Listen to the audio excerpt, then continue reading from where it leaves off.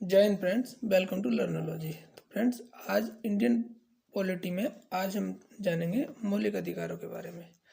मौलिक अधिकार जो कि संविधान के भाग 3 में अनुच्छेद 12 से 35 तक दिए गए हैं, उनके बारे में डिटेल से जानेंगे। भाग 3 अनुच्छेद 12 से 35 तक, जो कि कुल 24 अनुच्छेदों के अंतर्गत दिए गए हैं। तो चलिए जान लेते हैं। मूल अधिकारों की विचारधारा अमेरिका से ली गई है, यानी मूल अधिकार संविधान में अमेरिका के संविधान से लिए गए हैं। आगे व्यक्ति यानी मूल अधिकार की व्याख्या है व्यक्तित्व के विकास के लिए जो अधिकार आवश्यक होते हैं उसे मूल अधिकार कहते हैं, जैसे शिक्षा का अधिकार, आवास यानी रहने का अधिकार, चिकित्सा का अधिकार, सुरक्षा का अधिकार, भोजन एवं रोजगार का अधिकार।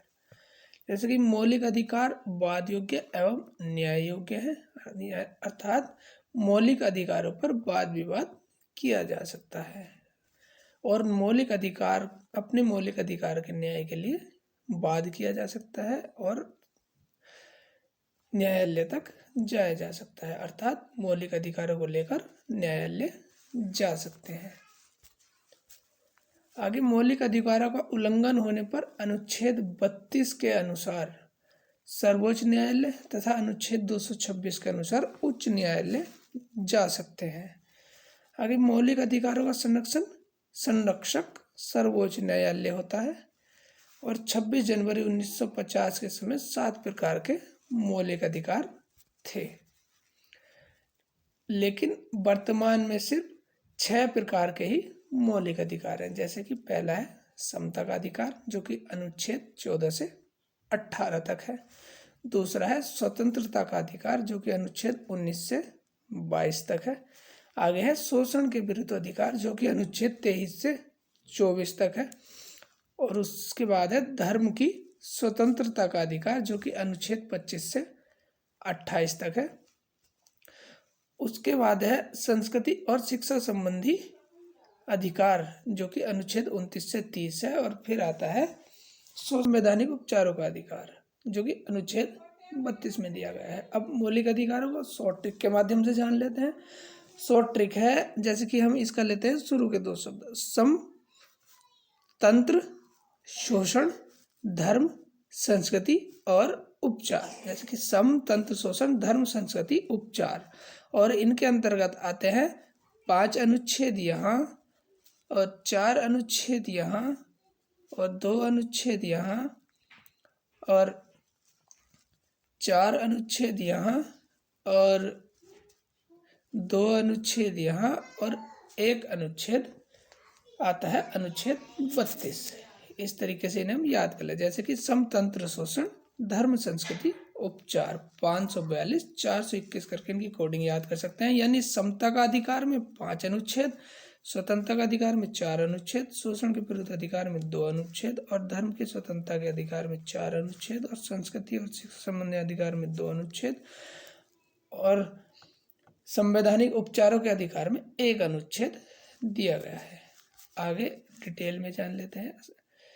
जैसे कि आता है संपत्ति का अधिकार, जो कि 26 जनवरी 1950 के समय मौलिक अधिकार था, जो कि हमारा 7वां मौलिक अधिकार था, जिसका उल्लेख अनुच्छेद 19(1)(च) तथा अनुच्छेद 31 में था। लेकिन 44वें संविधान संशोधन 1978 में विविध, जिसका उल्लेख 300 क में है। यानी 44वें संविधान संशोधन द्वारा संपत्ति के अधिकार को उठाकर एक कानूनी अधिकार बना दिया गया है, जो कि अनुच्छेद 300 क में रख दिया गया है।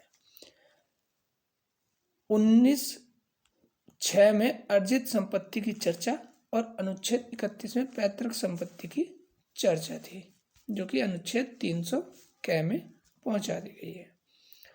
तो चलिए डिटेल में जानेंगे। पहला आता है समता का अधिकार, जो कि अनुच्छेद 14 से 18 तक है। पहला है अनुच्छेद 14, जो कि विधि के समक्ष समानता या विधियों के समान संरक्षण को दर्शाता है, अर्थात कानून की नज़र में सभी लोग बराबर होंगे। कानून अमीर और गरीब के आधार पर भेद नहीं करेगा। आगे आता है अनुच्छेद 15, जो कि धर्म, मूलवंश, जाति, लिंग एवं जन्म के स्थान के आधार पर भेदभाव का निषेध करेगा। यानी धर्म, मूल वंश, जाति, लिंग या जन्म स्थान के आधार पर भेदभाव नहीं किया जा सकता, और भेदभाव किए जाने पर आप अनुच्छेद 15 के अनुसार कोर्ट जा सकते हैं। आगे दुकानों, सड़कों, होटलों, सार्वजनिक स्थानों, धर्म, मूल वंश, जाति एवं जन्म स्थान के आधार पर भेदभाव नहीं किया जाएगा। अनुच्छेद 16 लोक नियोजन में अवसर की समानता, यानी सरकारी नौकरियों में सबको समान अवसर दिया जाएगा और अवसर देते समय राज्य योग्यता का निर्धारण कर सकता है। आगे आता है अनुच्छेद 17 जिसमें कि अस्पृश्यता का अंत दिया गया है, अर्थात अस्पृश्यता का मतलब होता है छुआछूत, यानी अस्पृश्यता का निवारण किया जा सकता है। इसके निम्न आधार है, जैसे कि शिक्षा द्वारा, जन जागरण द्वारा, सम्मेलन आयोजन करके और कानून बनाकर। और अस्पृश्यता के संबंध में कानून बनाने की शक्ति सिर्फ संसद के पास होती है, जो कि संसद ने अस्पृश्यता निवारण अधिनियम 1955 पारित किया हुआ है। आगे आता है अनुच्छेद 18 जिसमें दिया गया है उपाधियों का अंत, यानी किसी प्रकार की उपाधि नहीं होगी किसी के पास, जैसे कि पुरस्कार उपाधि की श्रेणी में नहीं आता, और राज्य, शिक्षा और सेना के क्षेत्र में उपाधि दे सकते हैं, किसी अन्य क्षेत्र में नहीं दिया जा सकता। जैसे कि शिक्षा में डॉक्टरी की उपाधि और सेना में मेजर कर्नल की उपाधि होती है, इन्हें छोड़कर अन्य कोई उपाधि नहीं दी जा सकती। आगे कोई भी भारतीय नागरिक किसी विदेशी राज्य में कोई उपाधि नहीं ले सकता। आगे कोई विदेशी नागरिक जो भारत सरकार के अधीन लाभ या विश्वास के पद पर है, किसी विदेशी राज्य में कोई भी पुरस्कार या भेंट राष्ट्रपति की अनुमति से ले सकता है। आगे आता है स्वतंत्रता का अधिकार, जो कि अनुच्छेद 19 से 22 तक दिया गया है। जैसे कि अनुच्छेद 19 है वाक की स्वतंत्रता, यानी बोलने की स्वतंत्रता, जिसके निम्न भाग है, जैसे कि अनुच्छेद 19(1) क जैसे विचार एवं अभिव्यक्ति की स्वतंत्रता, आप कुछ भी सोच सकते हैं। और प्रेस, समाचार पत्र की स्वतंत्रता, आप किसी भी प्रकार का समाचार पत्र पढ़ सकते हैं, छाप सकते हैं। आगे बोलने की स्वतंत्रता, आप शब्द बोल सकते हैं। विचार देने की स्वतंत्रता, आप किसी को अपने विचार दे सकते हैं। भाषण देने की स्वतंत्रता, आप स्वतंत्र रूप से कोई भाषण दे सकते हैं। आगे ध्वज फहराने की स्वतंत्रता, आप ध्वज भी, और आगे जानने की स्वतंत्रता, आप जानने का अधिकार रखते हैं किसी भी बात को। आगे आता है अनुच्छेद 1 है, यानी शांतिपूर्वक सभा या सम्मेलन करने की स्वतंत्रता, आप शांतिपूर्वक कोई भी सभा या सम्मेलन कर सकते हैं। आगे अनुच्छेद 1 ग जो कि संघ बनाने की स्वतंत्रता आती है। आगे आता है अनुच्छेद 1 घ जिसमें कि भारत में भ्रमण करने की स्वतंत्रता होती है, जिसमें भारत में आप कहीं भी जा सकते हैं। आगे आता है अनुच्छेद 19(1) ड जिसमें आप कहीं पर बसने की स्वतंत्रता रखते हैं, आप भारत में कहीं भी बस सकते हैं। आगे आता है अनुच्छेद 19(1) 6 जो कि कोई भी रोजगार करने की स्वतंत्रता को दर्शाता है। आगे आता है अनुच्छेद 20 जो कि अपराधों के संबंध में दोष सिद्धि के लिए संरक्षण है। जैसे कि किसी भी व्यक्ति को जब तक दंडित नहीं किया जा सकता जब तक कि वह किसी कानून का उल्लंघन ना करे, जो कि अनुच्छेद 20 के अंतर्गत आता है। आगे उस व्यक्ति को वही दंड दिया जाएगा जो उस कानून के उल्लंघन पर निर्धारित है। एक बार कानून का उल्लंघन करने पर एक ही बार दंडित किया जाएगा, एक से बार दंडित नहीं किया जा सकता। आगे आता है नोट, जैसे कि आरक्षण, महिला आरक्षण 15 अनुच्छेद 3 में, ओबीसी एसटी आरक्षण 15(4) में, और शिक्षा संस्था 15(5) में दी गई हैं।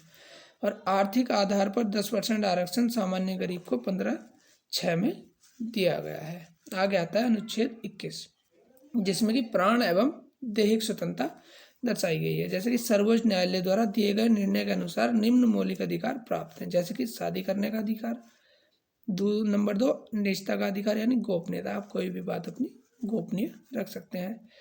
आगे चिकित्सा पाने का अधिकार, शिक्षा का अधिकार, प्रदूषण मुक्त जल पीने का अधिकार, आवास का अधिकार, और विदेशी यात्रा का अधिकार, यानी आप विदेश में भी यात्रा का अधिकार रखते हैं जो कि आपका एक मौलिक अधिकार है।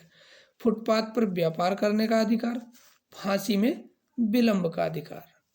आगे आता है अनुच्छेद 21 कै, जो कि शिक्षा का अधिकार दिया गया है, जिसमें कि 6 से 14 वर्ष की आयु के बालकों को निःशुल्क एवं अनिवार्य शिक्षा, जो कि 86वें संविधान संशोधन 2002 द्वारा जोड़ी गई थी। आगे आता है अनुच्छेद 22, जिसमें कुछ दशाओं में गिरफ्तारी एवं निवारक कानून से संरक्षण दिया गया है। जैसे कि किसी भी व्यक्ति को तब तक नहीं गिरफ्तार किया जाएगा वह जब तक वह कानून का उल्लंघन न करे। किसी भी व्यक्ति का कारण बताया जाएगा, उसे मनपसंद वकील करने की अनुमति होगी। गिरफ्तार व्यक्ति को गिरफ्तारी की तिथि से 24 घंटे के अंदर निकटतम मजिस्ट्रेट के सामने पेश किया जाएगा, जो कि आपका एक मौलिक अधिकार है। आगे इन 24 घंटों में वह समय नहीं जोड़ा जाएगा जो पुलिस स्टेशन या मजिस्ट्रेट तक पहुंचने में लगा है।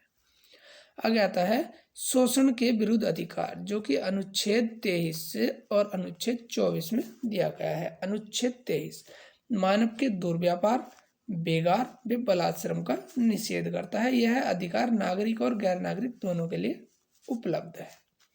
आगे आता है अनुच्छेद 24, जो कि 14 वर्ष से कम आयु के बच्चों को जोखिम भरे उद्योगों में काम करने पर प्रतिबंध लगाता है। यानी 14 वर्ष से कम आयु के बच्चे जोखिम भरे उद्योगों में काम नहीं कर सकते। आगे आता है धर्म की स्वतंत्रता का अधिकार, जो कि अनुच्छेद 25 से 28 तक दिया गया है। जैसे कि अनुच्छेद 25 अंतःकरण की स्वतंत्रता एवं धर्म के अभ्यास तथा प्रचार प्रसार की स्वतंत्रता। अनुच्छेद 25 के अनुसार सिखों को कृपाण धारण करने और लेकर चलने का अधिकार है। आगे आता है अनुच्छेद 26, जिसमें कि धार्मिक कार्यों के प्रबंधन की स्वतंत्रता दी गई है। जैसे कोई भी धार्मिक रूप से संगठित हो सकता है और संपत्ति खरीद सकता है तथा खरीदी गई संपत्ति की देखरेख कर सकता है। आगे आता है अनुच्छेद 27, जिसमें किसी विशेष धर्म के विकास के लिए करों में छूट का प्रावधान है। यानी किसी भी धर्म के विकास के लिए करों में छूट का प्रावधान है। यानी किसी भी धर्म में आप मंदिर बनाए, मस्जिद बनाए, उसमें लगने वाले पैसे पर किसी भी प्रकार का कर नहीं लिया जाएगा। आगे आता है अनुच्छेद 28, जिसमें कुछ शिक्षण संस्थानों में धार्मिक शिक्षा देने तथा धार्मिक उपासना में उपस्थित होने की स्वतंत्रता दी गई है। जैसे कि सरकारी शिक्षण संस्थाओं में कोई भी धार्मिक शिक्षा नहीं दी जा सकती और अर्ध सरकारी शिक्षण संस्थाओं में बच्चों से पूछकर, यदि छोटे बच्चे हैं तो माता पिता से पूछकर यह कार्य किया जा सकता है। लेकिन न्याय ट्रस्ट के विद्यालयों में धार्मिक शिक्षा दी जा सकती है। आगे आता है 5 संस्कृति और शिक्षा संबंधी अधिकार, जो कि अनुच्छेद 29 और 30 में दिया गया है। जैसे कि अनुच्छेद 29 अल्पसंख्यक वर्गों के हितों का संरक्षण, जिसमें संविधान में अल्पसंख्यक की परिभाषा धर्म और भाषा के आधार पर दी गई है। जिसमें जो धर्म और भाषा के आधार पर अल्पसंख्यक हैं, यानी कम संख्या है जिनकी, वे लोग अपनी भाषा, लिपि और संस्कृति कल्चर को नष्ट होने से बचा सकते हैं। वर्तमान समय में 6 समुदायों को अल्पसंख्यक समुदायों का दर्जा प्राप्त है। जैसे कि पहले मुस्लिम, बुद्ध, जैन, सिख, ईसाई और पारसी, जो कि अल्पसंख्यक वर्ग में आते हैं। आगे अनुच्छेद 30, जिसमें अल्पसंख्यक वर्गों को अपनी मनपसंद की शिक्षण संस्थानों की स्थापना तथा प्रशासन करने का अधिकार है। जिसमें धर्म और भाषा के आधार पर अल्पसंख्यक समुदाय स्कूल खोल सकता है और उसकी देखरेख कर सकता है। आगे आता है 6, जो कि छठा मौलिक अधिकार है, जिसमें संवैधानिक उपचारों का अधिकार दिया गया है, जो कि अनुच्छेद 32 में दिया गया है। अनुच्छेद 32, जो कि संविधानों का उपचारों का अधिकार दिया गया है। आगे डॉक्टर भीमराव अंबेडकर ने अनुच्छेद 32 को संविधान की आत्मा कहा है, जो कि एक इम्पोर्टेंट क्वेश्चन है, ज़्यादातर परीक्षा में आता है। डॉक्टर भीमराव अंबेडकर ने अनुच्छेद 32 को संविधान की आत्मा कहा है। यानी अंबेडकर ने किस अनुच्छेद को संविधान की आत्मा कहा? अनुच्छेद 32 को। आगे मौलिक अधिकारों का उल्लंघन होने पर अनुच्छेद 32 के अनुसार सर्वोच्च न्यायालय जाया जा सकता है, जिसमें कि मौलिक अधिकार दिलाने के लिए 5 प्रकार की रिट जारी करता है न्यायालय। जैसे कि याचिका का अर्थ होता है आदेश या प्रलेख या लेख। जैसे कि पहली रिट होती है बंदी प्रत्यक्षीकरण, यानी बंदी को मजिस्ट्रेट के सामने पेश करो। दूसरी रिट होती है परमादेश, यानी हम आदेश देते हैं। तीसरी रिट होती है प्रतिषेध, यानी माना करना, यानी हमारी बात को माना जाए। चौथी रिट होती है उत्प्रेक्षण, यानी पूर्णतः सूचित कीजिए, यानी किसी को गिरफ्तार या किसी बात में पूर्णतः सूचित किया जाना चाहिए। आगे आता है अधिकार प्रेच्छा, जो कि आपका अधिकार क्या है इसके बारे में दर्शाता है। आगे आता है अनुच्छेद 33, जिसमें कि सैनिकों, अर्धसैनिक बलों और खुफिया एजेंसियों के मौलिक अधिकार पर प्रतिबंध लगाया जाता है। आगे आता है अनुच्छेद 34, जिसमें कि मार्शल लॉ या सेना का कानून लागू होने पर मौलिक अधिकारों पर प्रतिबंध लगाया जाता है। आगे आता है अनुच्छेद 35, जो कि मूल अधिकार के संबंध में कानून बनाने की संसद की शक्ति को दर्शाता है। तो फ्रेंड्स, कैसी लगी क्लास कमेंट्स बॉक्स में ज़रूर बताइए और हमारे चैनल लर्नोलॉजी को सब्सक्राइब कर लीजिए। Thanks friends.